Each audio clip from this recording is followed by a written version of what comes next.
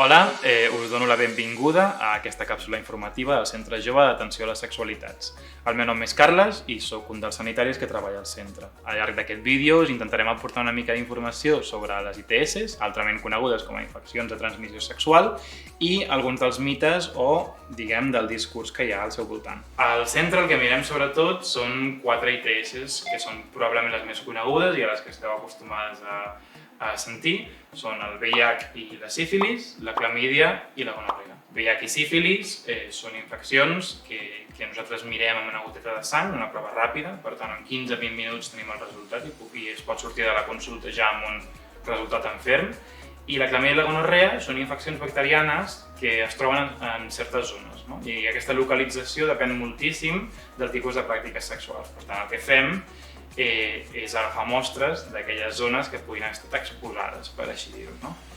En el centre jove el que sempre reivindiquem moltíssim és que intentem trencar el discurs que alimenta moltíssima de l'educació sexual que hi ha aquí a Catalunya i a la resta del món, que és el de si tens sexe sense preservatiu o sense protecció, tindràs una ITS, o sexe, independentment de si utilitzes protecció o no utilitzes protecció, és igual a una ITS.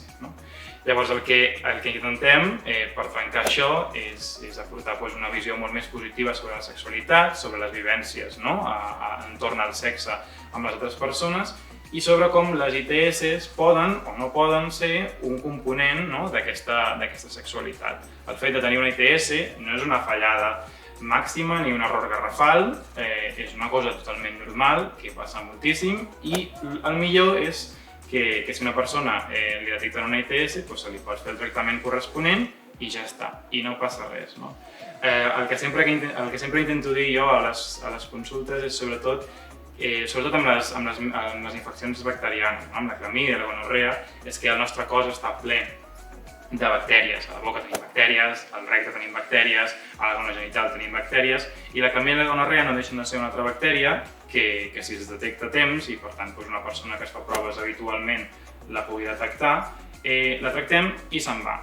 I el més heavy, el més gran que hi ha al voltant d'aquestes dues ITS és sobretot l'estigma social que l'acompanya, de ui, quina por, he agafat clamídia, ui, quina por, he agafat gonorrea.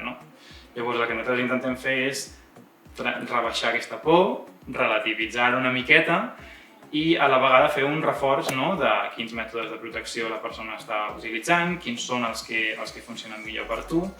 I si no n'hi ha cap que funcioni millor per tu, un bon mètode de protecció també és fer-se proves habitualment o parlar amb les teves parelles sexuals i determinar una regularitat per fer-se les proves perquè així podeu prendre decisions informades i ben fonamentades i segures pel que fa a les vostres relacions sexuals.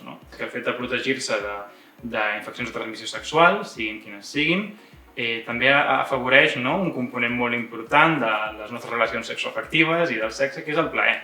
El fet de garantir d'alguna forma que aquest risc que ens han gravat al cervell que va associat amb el sexe està reduït al mínim possible ens ajuda a disfrutar moltíssim de les nostres relacions sexuals i a magnificar el plaer que va associat a elles. Moltíssimes gràcies per escoltar. Si voleu més informació sobre aquest tema en concret o sobre altres temes vinculats a les sexualitats, sentiu-vos lliures d'informar-vos una miqueta més a la pàgina del Centre Jove, que és centrejove.org. Moltes gràcies per tot.